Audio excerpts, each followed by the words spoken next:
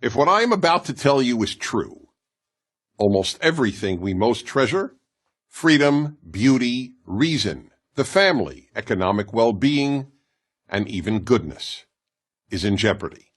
Who or what poses this threat?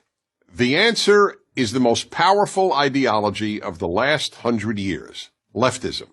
Not liberalism, leftism, or if you prefer, progressivism. Leftism destroys everything it touches. Here are just a few examples. 1. The universities. Perhaps the most obvious example, one that many liberals acknowledge, is the left's near destruction of most universities as places of learning. In the words of Harvard professor Steven Pinker, an atheist and a liberal, because of the left, quote, universities are becoming laughingstocks of intolerance, unquote. At almost every university, and now high schools and even elementary schools, students are taught to shut down, not debate, those who differ with them, and to rely on feelings rather than reason. 2. The arts. Throughout history, the primary purpose of art was to elevate people through beauty, artistic excellence, and emotional depth. To the left, the primary purpose of art, sculpture, and music is to shock. That's why so much contemporary art is meaningless and involves the scatological, meaning urine and feces. Yes, urine and feces. To give one of countless examples, in 2016, the Guggenheim Museum in New York featured a pure gold working toilet, which visitors were invited to use. The name of the exhibit was America, so one could literally relieve oneself on America. 3. Literature. The English department at the University of Pennsylvania replaced the portrait of the greatest English language writer who ever lived, William Shakespeare, with a picture of a black lesbian poet. Why? Because he was a white European male. Leftist professors have replaced the pursuit of excellence with the pursuit of diversity. 4. Late-night television. In America, late-night television shows were completely apolitical. The hosts believed their role was to entertain viewers and offer them relief and laughter after a difficult day.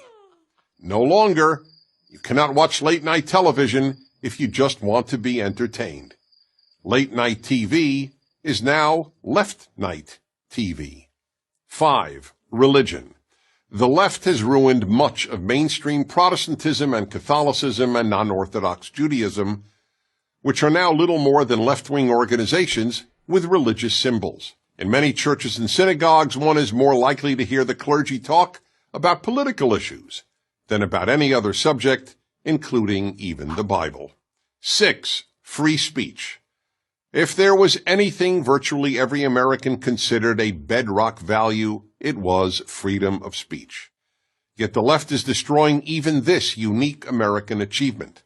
Almost half of America's young people say they believe in free speech, but not for hate speech. Yet the whole point of free speech is that it allows people to express any political or social position, including what any one of us considers hate speech. And hate speech now means any position the left differs with. 7. Race. America has become the least racist multiracial society in world history. On a daily basis, Americans of every race and ethnicity get along superbly. But the left constantly poisons young minds with angry diatribes about systemic racism, microaggressions, and white privilege. 8. The Boy Scouts. The left is destroying the Boy Scouts. They're not even the Boy Scouts anymore, they're just the Scouts. The left forced them to admit girls. Here's the thing about the left. It only destroys. It doesn't build. The Boy Scouts have helped shape tens of millions of boys into independent, strong, good men. So where's the left-wing version of the Boy Scouts? It doesn't exist. There is none. 9. Male-female. In some ways, scariest of all, the left is committed to ending male and female as distinct categories. Children are increasingly raised not to think of themselves as a boy or a girl. Teachers are told not to refer to their students as boys or girls, just students. In New York City, Parents do not have to check off male or female on their newborn's birth certificate. They can check off X. All this imposed gender confusion can only end up producing confused people and a confused society. So why does the left engage in so much destruction? Because it thinks America is essentially a bad country. But America is only bad compared to utopia. And the left is utopian. I'm Dennis Prager.